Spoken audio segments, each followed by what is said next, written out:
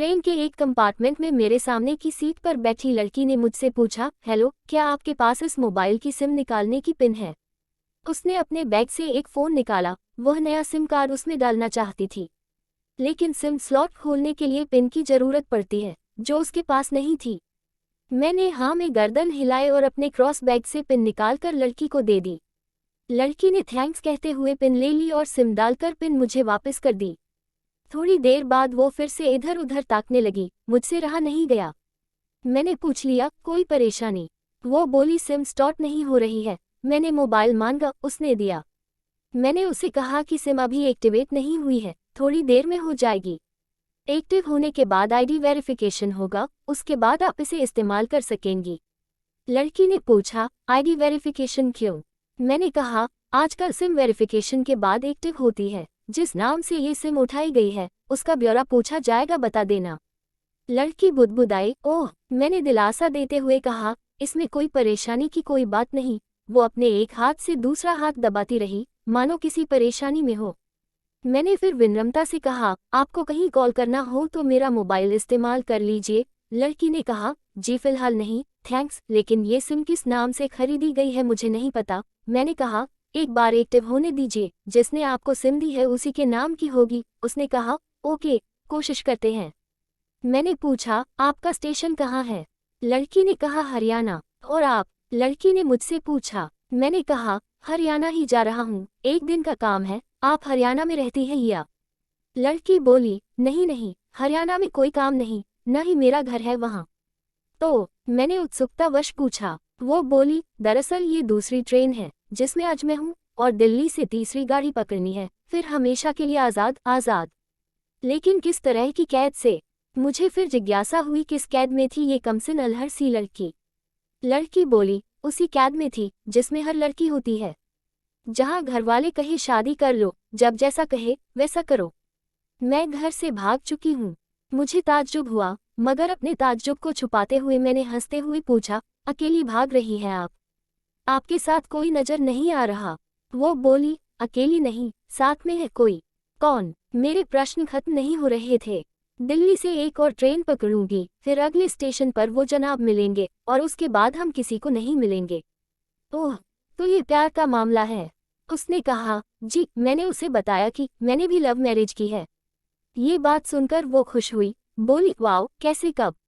Love marriage की बात सुनकर वो मुझसे बात करने में रुचि लेने लगी। मैंने कहा, कब, कैसे, कहाँ? वो मैं बाद में बताऊंगा, पहले आप बताओ आपके घर में कौन कौन है? उसने होशियारी बरतते हुए कहा, वो मैं आपको क्यों बताऊं?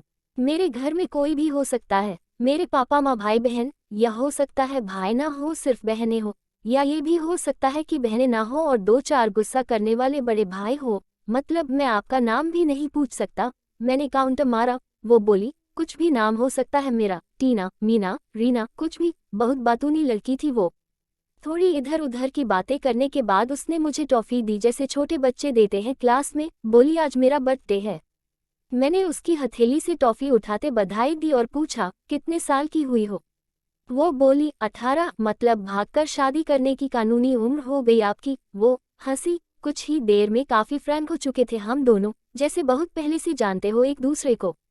मैंने उसे बताया कि मेरी उम्र 34 साल है, यानी 16 साल बड़ा हूँ। उसने चुटकी लेते हुए कहा, लग तो नहीं रहे हो। मैं मुस्कुरा दिया। मैंने उससे पूछा, तुम घर से भागकर आई हो, तुम्हारे चेहरे पर चिंता के निशान जरा भी नहीं है। इतनी बेफिक्री मैंने पहली बार देखी। खुद की तारीफ सुनकर वो खुश हुई, बोली, मुझे उन जनाब ने, मेरे लवर ने पहले से ही समझा दिया था कि जब घर से निकलो तो बिल्कुल बिंदास रहना, घर वालों के बारे में बिल्कुल मत सोचना, बिल्कुल अपना मूड खराब मत करना, सिर्फ मेरे और हम दोनों के बारे में सोचना, और मैं वही कर रही हूँ। मैंने फिर चुटकी ली। कहा, उसने तुम्हें मुझ जैसे अनजान मुसाफिरों से दूर रहने की सलाह नहीं दी? उसने हंसकर जवाब दिया, नहीं, शायद वो भूल गया होगा ये बताना। मैंने उसके प्रेमी की तारीफ करते हुए कहा, वैसे तुम्हारा बॉयफ्रेंड काफ़ी टैलेंटेड है। उसने किस तरह से तुम्हें अकेले घर से रवाना किया, नई सिम और मोबाइल दिया, 3 ट्रेन बदलवाए ताकि कोई ट्रैक ना कर सके। Very talented. पसंद? लड़की ने हामी भरी, बोली, बहुत टैलेंटेड है वो, उसके जैसा कोई नहीं।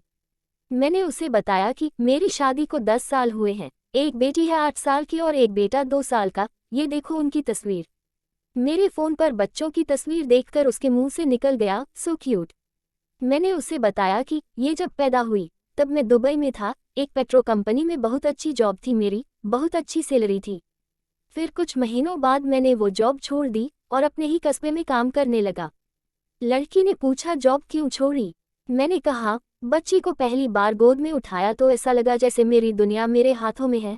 24 दिन की छुट्टी पर घर आया था, वापस जाना था, लेकिन जा ना सका। इधर बच्ची का बचपन खर्च होता रहे, उधर मैं पूरी दुनिया कमा लूं, तब भी घाटे का सौदा है। मेरी 2 टके की नौकरी, बचपन उसका लाखों का। उसने पूछा, क्या बीवी बच्चों को साथ नहीं ले जा सकते थे वहां? मैंने कहा, काफी टेक्निकल मामलों से गुजरकर एक लंबे समय के बाद रख सकते हैं। उस वक्त ये मुमकिन नहीं था। मुझे दोनों में से एक को चुनना था, आलीशान रहन सहन के साथ नौकरी या परिवार। मैंने परिवार चुना, अपनी बेटी को बड़ा होते देखने के लिए। मैं दुबई वापस गया था, लेकिन अपना इस्तीफा देकर लौट आया। लड़की ने कहा, वेरी इम्प्रेसिव। मैं मुस्कुराकर खिड़की की तरफ देखने लगा। लड़की ने पूछा, अच्छा आपने तो लव मैरिज की थी न, फिर आप भागकर कहाँ गए? कैसे रहे और कैसे गुजरा वो वक्त? उसके हर सवाल और हर बात में मुझे महसूस हो रहा था कि ये लड़की लड़किपन के शिखर पर है, बिल्कुल नासमझ और मासूम छोटी बहन सी। मैंने उसे बताया कि हमने भागकर शादी नहीं की, और ये भी है कि उसके पापा ने मुझे पहली नज़र में सख्ती से रिजेक्ट कर दिया था। उन्होंने आपको रिजेक्ट क्यों किया? लड़की ने पूछा। मैंने कहा, रिजेक्ट करने का कुछ भी कारण हो सकता है, मेरी जाति, मेरा काम, घर परिवार। बिल्कुल सही। लड़की ने सहमति दर्ज कराए और आगे पूछा, फिर आपने क्या किया?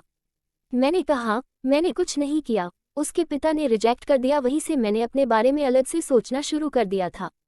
महक ने मुझे कहा कि भाग चलते हैं, मेरी वाइफ का नाम महक है। मैंने 2 टूक मना कर दिया। वो 2 दिन तक लगातार जोर देती रही कि भाग चलते हैं। मैं मना करता रहा। मैंने उसे समझाया कि भागने वाले जोड़े में लड़के की इज्जत पर कोई खास फर्क नहीं पड़ता, जबकि लड़की के पूरे कुल की इज्जत धुल जाती है। भगाने वाला लड़का उसके दोस्तों में हीरो माना जाता है, लेकिन इसके विपरीत जो लड़की प्रेमी संग भाग रही है, वो कुलटा कहलाती है। मोहल्ले के लड़के उसे चालू कहते हैं।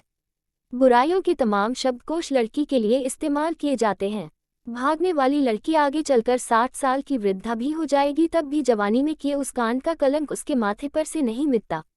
मैं मानता हूँ कि लड़का लड़की को तौलने का ये दोहरा मापदंड गलत है, लेकिन हमारे समाज में है तो ये नजरिया गलत है, मगर सामाजिक नजरिया यही है। वो अपने नीचे का होंठ दांतों तले पीसने लगी। उसने पानी की बोतल का ढक्कन खोलकर एक घूंट पिया। मैंने कहा, अगर मैं उस दिन उसे भगा ले जाता तो उसकी माँ तो शायद कई दिनों तक पानी भी ना पीती, इसलिए मेरी हिम्मत ना हुई कि ऐसा काम करूं। मैं जिससे प्रेम करूं, उसके माँ बाप मेरे माँ बाप के समान ही है, चाहे शादी ना हो तो ना हो। कुछ पल के लिए वो सोच में पड़ गई, लेकिन मेरे बारे में और अधिक जानना चाहती थी। उसने पूछा, फिर आपकी शादी कैसे हुई? मैंने बताया कि महक की सगाई कहीं और कर दी गई थी। धीरे धीरे सब कुछ नॉर्मल होने लगा था। महक और उसके मंगेतर की बातें भी होने लगी थी फोन पर, लेकिन जैसे जैसे शादी नजदीक आने लगी, उन लोगों की डिमांड बढ़ने लगी। डिमांड मतलब? लड़की ने पूछा। डिमांड का एक ही मतलब होता है, दहेज की डिमांड।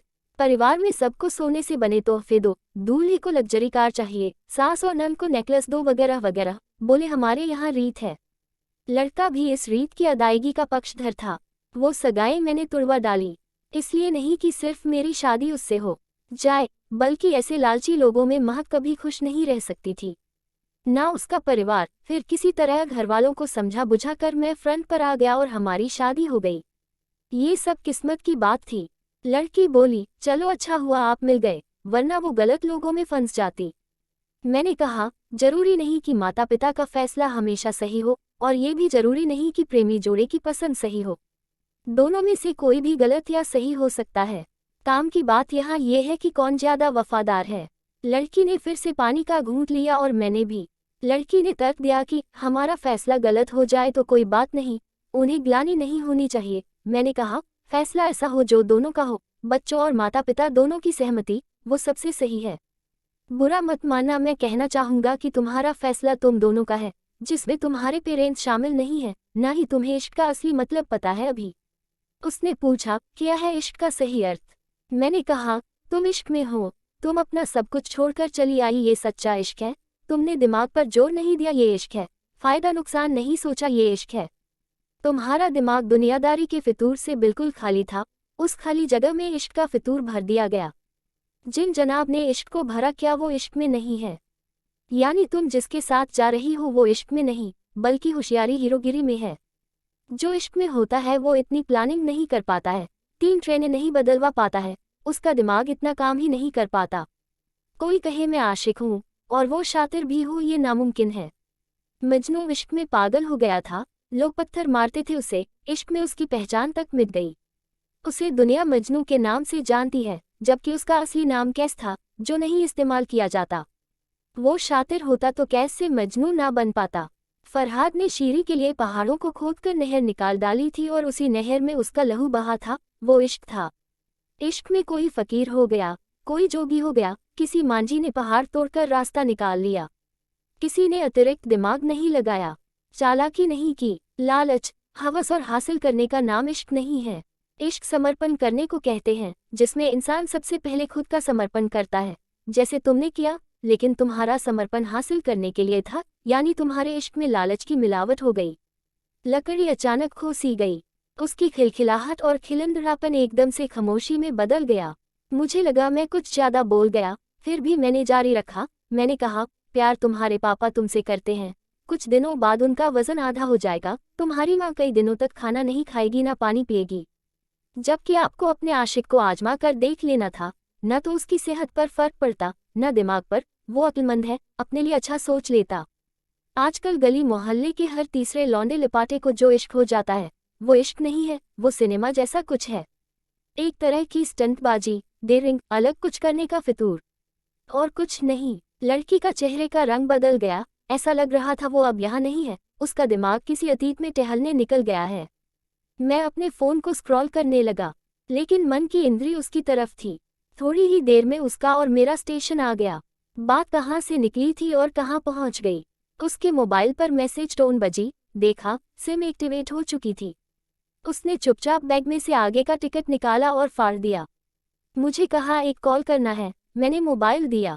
उसने नंबर डायल करके कहा, सॉरी पापा, और सिस्क सिस्क कर रोने लगी। सामने से पिता भी फोन पर बेटी को संभालने की कोशिश करने लगे। उसने कहा, पिताजी आप बिल्कुल चिंता मत कीजिए, मैं घर आ रही हूँ।